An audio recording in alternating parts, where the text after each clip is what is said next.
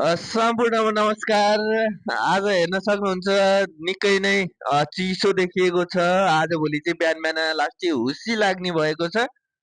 दाजु के भन्न चाहनुहुन्छ यस विषयमा? यति बेला हामी भरतपुरको यो चाहिँ ओह्रालो एकदमै चिसो मौसम छ, कुहिरो लागिरहेको अवस्था छ। दिउँसोमा भन्ने गर्मी छ भने अहिले बिहान र बेलुका चाहिँ अझै पनि चिसो फिल भइरहेको स्थिति हो। यति बेला हामी अब मर्निङ वाक सकेर चाहिँ राइडिङमा छौँ। के छ किरे भाइ? अनि लाइज